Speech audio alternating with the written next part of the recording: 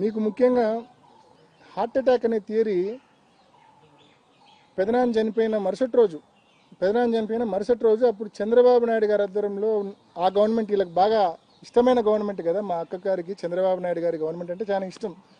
ఆయన ప్రభుత్వంలో మార్చి 16, 2019 ఆ రోజు సిట్ పిలిచింది సుంతక్కను.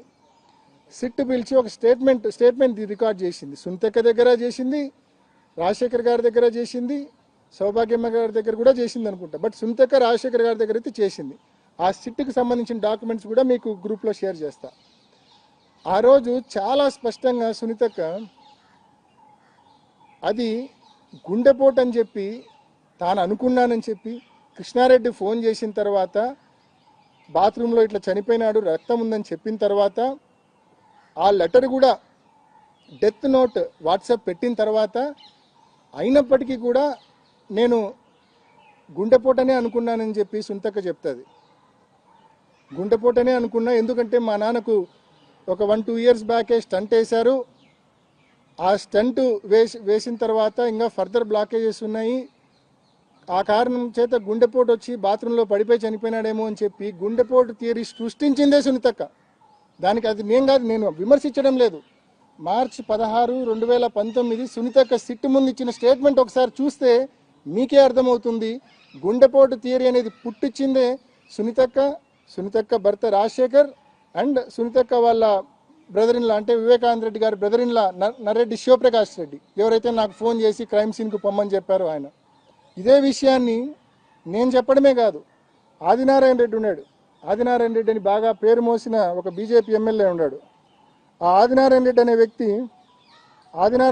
వ్యక్తి క్లియర్గా విచారణకు పిలిచినప్పుడు స్పష్టంగా సిట్ ముందు చెప్తాడు. వివేకానంద రెడ్డి గారు గుండెపోటు వలన చనిపోయినాడనే వార్త మేము విజయవాడలో ఉన్నప్పుడు జరిగినది. ఆ రోజు నేను నాతో పాటు శేఖర్ రెడ్డి అని మా కజిన్ ఒక ఆయన కాంట్రాక్టరు, శివప్రకాష్ రెడ్డి వివేకానంద రెడ్డి గారి యొక్క సొంత బావమరిది ఫోన్లో దొరికినప్పుడు నేను చెప్పిన మాట సారీ చెప్పినా బాధాకరంగా. ఎందుకన్నా ఇట్లా జరిగిందంటే ఆయన ఎక్కువ సిగరెట్లు తాగేవాడని స్టంట్ వేసినారని డాంపింగ్ వల్ల జరిగిందనే విషయం చెప్పిన తర్వాత వాళ్ళ కొడుకు కూడా నాతో మాట్లాడితే అదే విషయం చెప్పినాడు. క్లియర్గా చెప్తా ఉన్నాడు ఆదినారాయణ రెడ్డి. శివప్రకాష్ రెడ్డి కొడుకు వీళ్ళిద్దరూ ఫోన్లు చేసి ఆదినారాయణ రెడ్డికి ఆయనకు స్టంట్ వేసినారని, గుండెపోటు వచ్చిందని, రక్తపవాంతులై చనిపోయినాడని చెప్పి వాళ్ళు చెప్పి ఆ నిందను కన్వీనియంట్గా కొంతమంది విట్నెస్లను ట్యూటర్ చేసి ట్రైన్ చేసి సిబిఐ అనే సంస్థ తమ చేతిలో అప్పట్లో ఉండింది కదా అని చెప్పి ఇష్టం వచ్చినట్టు వాంగ్మూలాలు ఇప్పించి అనవసరంగా అన్యాయంగా మా మీద దోసే కార్యక్రమం చేసినారు. దీనికి ఎవిడెన్స్ ఆదినారాయణ రెడ్డి గారి వీడియోనే.